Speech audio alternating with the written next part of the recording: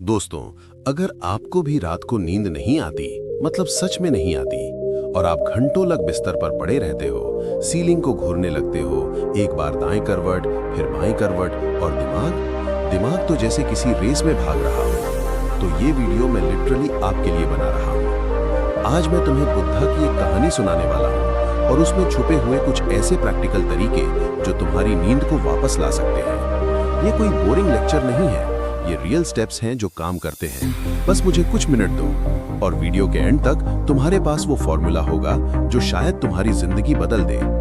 मैं आपको एक ऐसी कहानी सुनाने वाला हूँ जो हजारों साल पुरानी है, पर आज भी उतनी ही पावरफुल है। ये कहानी है भगवान बुद्धा की और इसमें छुपा है वो राज जो आपकी नींद को वापस ला सकता है। और वीडियो के एंड तक आपके पास वो फॉर्मूलाज होंगे जो बुद्धा ने खुद बताए थे, सिंपल, प्रैक्टिकल और काम करने वाले। चलिए शुरू करते हैं। एक शहर में एक व्यापारी रहता था। उसका नाम था देवदास। देवदास एक कामयाब आदमी था। उसकी दुकान चलती थी, घर में सब कुछ था, परिवार था, दौलत थी, पर उसकी जिंदगी में एक चीज नहीं थी, नींद। हाँ दोस्तों, देवदास को नींद नहीं आती थी।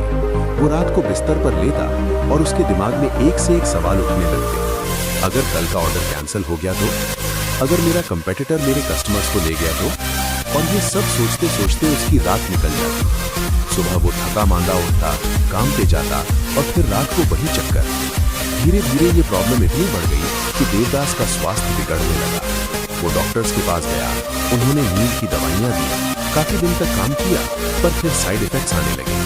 वो वैद्यों के पास गया, उन्होंने जड़ी बूटियों वाले काढ़े दिए, कुछ दिनों के लिए थोड़ा आराम मिला, पर असली प्रॉब्लम वही थी, क्योंकि असली प्रॉब्लम उसके शरीर में नहीं थी, असली प्रॉब्लम थी उसके मन में। पहली सीख। एक दिन देवदास ने सुना कि एक महान ज्ञानी शहर के बाहर वृक्ष के नीचे विराजमान है। लोग उन्हें तथागत बुलाते हैं, वो जो सच को जान चुके हैं, हम उन्हें बुद्धा कहते हैं। देवदास ने सोचा, शायद वो मेरी मदद कर सके। वो सुबह सुबह निकल पड़ा। जब वो वहां पहुंचा तो देखा एक शांत गंभीर व्यक्ति एक पुराने वृक्ष के नीचे बैठे हैं। उनके चेहरे पर इतनी शांति थी कि लगता था जैसे दुनिया का कोई भी शोर उन्हें छू नहीं सकता। देवदास ने प्रणाम किया और कहा, भगवान, मैं बहुत परेशान हूँ, मुझे नींद नहीं आती, रात भर मैं जागता रहता हूँ, मैं बहुत कुछ कर चुका हूँ, पर कुछ काम नहीं आ रहा, क्या आप मुझे कोई उपाय बता सकते हैं? बुद्धा ने उसकी तरफ देखा। उनकी आंखों में करुणा थी, पर साथ ही एक गहरा ज्ञान भी। उन्होंने कहा, देवदास, तुम्हें नींद नहीं आ रही या तुम खुद नींद को दूर कर रहे हो? देवदास चौंक गया। मैं खुद? नहीं भगवान, मैं तो रोज कोशिश करता हूँ। मैं बिस्तर पर लेटता हूँ, आंखें बंद करता हूँ। बुद्धा ने हाथ उठाया।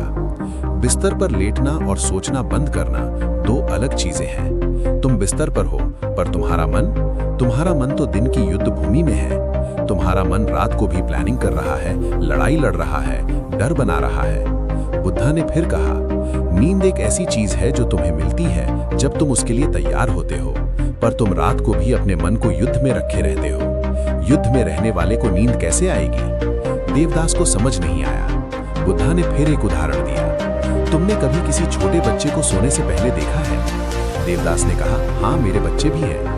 तो तुमने देखा होगा कि वो खेलते खेलते थक जाते हैं और फिर एक पल में सो जाते हैं। उनका मन क्या करता है? उनका मन उस वक्त कुछ नहीं कर रहा होता, वो बस होते हैं। बुद्धा ने आंखें बंद की और बोले, तुम्हें भी यही करना होगा देवदास। तुम्हें अपने मन को रहने देना होगा, उससे करने को नहीं कहना होगा। चिंता को उसकी जगह दो।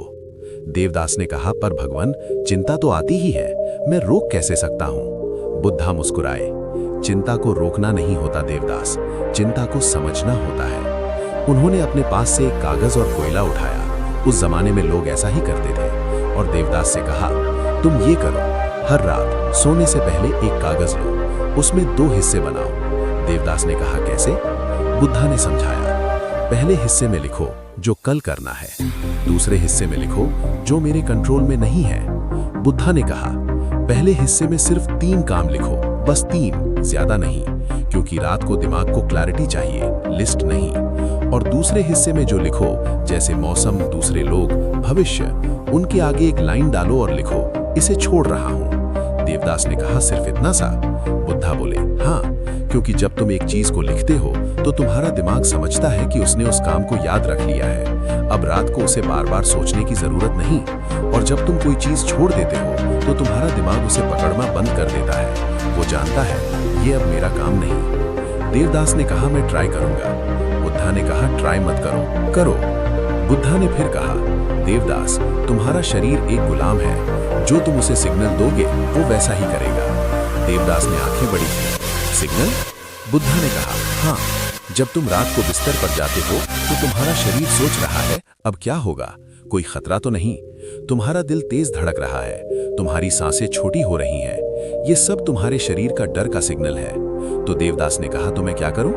बुद्धा ने कहा तुम्हें शरीर को बताना होगा कि अब खतरे की कोई बात नहीं, और ये तुम एक सिंपल तरीके से कर सकते हो। बुद्धा ने अपने हाथ को सीने पर रखा और बोले बिस्तर पर जब लेटो तो अपनी सांसें लंबी करो, 4 गिनती में सांस अंदर लो और 6 गिनती में सांस बाहर निकालो, बस यही करो 10 बार। देवदास ने कहा बस इतना सा? बुद्धा ने कहा हाँ, क्योंकि जब तुम्हारी सांस लंबी होती है, खास तौर पर जब बाहर निकलते वक्त लंबी होती है, तो तुम्हारे शरीर के सिस्टम को समझ आता है खतरा नहीं है, मैं सुरक्षित हूँ। और जब शरीर को लगता है कि खतरा नहीं है तो वो नींद की तैयारी करने लगता है। बुद्धा ने फिर कहा ये तुम्हें पहली रात में 100% काम नहीं करेगा, पर अगर तुम इसे रोज करोगे तो 1 हफ्ते में तुम्हारा शरीर इसे पहचानने लगेगा, उसे समझ आएगा ये टाइम शांति का है। तीसरा तरीका, मन को दुश्मन मत बनाओ। देवदास ने एक और सवाल किया, पर भगवान जब मैं सोचना बंद करने की कोशिश करता हूँ तो और ज्यादा सोचें आने लगती हैं, जैसे कोई दरवाजा खुल गया हो। बुद्धा हंस पड़े। देवदास तुमने बिल्कुल सही कहा, क्योंकि जब तुम सोच को रोकने की कोशिश करते हो तो तुम उसे एनर्जी दे रहे होते हो। सोचो, अगर मैं तुमसे कहूं कि बिल्कुल लाल रंग के बारे में मत सोचो तो क्या होगा? देवदास चुप हो गया, क्योंकि वो जानता था उसके दिमाग में तुरंत लाल रंग आ गया। बुद्धा ने कहा यही होता है, सोच को दुश्मन बनाओगे तो वो और मजबूत हो जाएगी। तो फिर क्या करे देवदास? बुद्धा ने कहा सोच को देखना सीखो, उसे लेबल दो। देवदास को समझ नहीं आई। बुद्धा ने समझाया जब रात को तुम्हारे दिमाग में कोई सोच आए, चाहे प्लानिंग हो, पुरानी याद हो या कोई डर हो, तो तुम बस इतना कहो ये एक सोच है। अगर प्लानिंग आ रही है तो बोलो ये प्लानिंग है, अगर याद आ रही है तो बोलो ये याद है, अगर डर आ रहा है तो बोलो ये डर है। बुद्धा ने कहा जब तुम किसी चीज को नाम देते हो तो तुम उससे अलग हो जाते हो, तुम उसकी साक्षी बन जाते हो, एक वॉचर। और जब तुम वॉचर बन जाते हो तो तुम उसमें फंसे नहीं रहते। देवदास ने कहा तो मैं सोच को फाइट नहीं करूंगा, सिर्फ देखता रहूंगा? बुद्धा ने कहा बिल्कुल, क्योंकि जो तुम देख रहे हो तुम वो नहीं हो, तुम देखने वाले हो। चौथा तरीका, एक छोटा सा रिचुअल बनाओ। बुद्धा ने फिर गहरी बात की। देवदास तुम्हारा मन एक छोटा बच्चा है, उसे कंसिस्टेंसी पसंद है। देवदास ने कहा मतलब?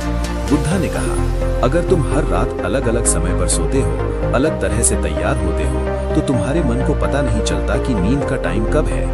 पर अगर तुम हर रात एक ही रिचुअल करते हो, चाहे वो 10 मिनट का ही हो, तो तुम्हारा दिमाग ऑटोमेटिकली समझने लगता है अब रेस्ट का समय है। बुद्धा ने कुछ उदाहरण दिए, तुम ये कर सकते हो। सोने से 15 मिनट पहले लाइट धीमी कर दो, अपने फोन को दूर रख दो, बिल्कुल दूर, हाथ की पहुंच से बाहर। एक गिलास पानी पियो, धीरे धीरे।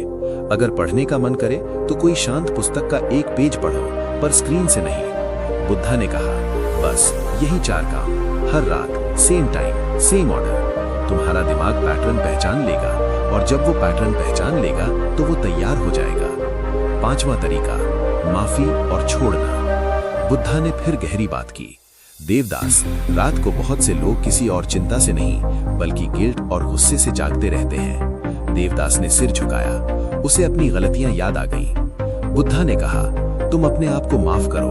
हर रात सोने से पहले अपने मन में ये कहो मैं आज जो गलत हुआ उससे सीख रहा हूँ, मैं खुद को माफ करता हूँ, मैं दूसरों को भी माफ करता हूँ। बुद्धा ने कहा सिर्फ 30 सेकेंड्स, बस इतना। पर ये 30 सेकेंड्स तुम्हारे मन को हल्का कर देगा, क्योंकि जब तुम किसी को, चाहे वो तुम खुद हो या कोई और, माफ नहीं करते तो वो बोझ रात भर तुम्हारे साथ रहता है। देवदास ने बुद्धा की सारी बातें सुनी, उन्होंने उन्हें प्रणाम किया और वापस घर चला गया। उस रात से देवदास ने ये सारे तरीके अपनाए। पहले 2-3 दिन कुछ ज्यादा फर्क नहीं लगा, पर चौथे-5वें दिन से उसकी नींद आने लगी। 1 हफ्ते बाद वो रात को गहरी नींद सो रहा था। उसका शरीर रिकवर हो रहा था, उसका मन शांत हो रहा था। देवदास फिर से बुद्धा के पास गया। इस बार उसके चेहरे पर मुस्कान थी। बुद्धा ने कहा, देवदास, तुमने क्या सीखा? देवदास ने कहा, भगवान, मैंने ये सीखा कि नींद को पाने की चीज नहीं, होने देने की चीज है। बुद्धा मुस्कुराए। दोस्तों, आज आपने ये कहानी सुनी। अब सवाल ये है, क्या आप आज रात से एक तरीका ट्राई करेंगे? बस एक, सिर्फ एक। अगर आपको ये कहानी अच्छी लगी तो लाइक कीजिए, और अगर आप चाहते हैं कि मैं ऐसी और कहानियां लाऊं बुद्धा की सीखों के साथ, तो सब्सक्राइब जरूर कीजिए। कमेंट में बताइए आपको सबसे ज्यादा कौन सा तरीका यूजफुल लगा। धन्यवाद। शुभ रात्रि।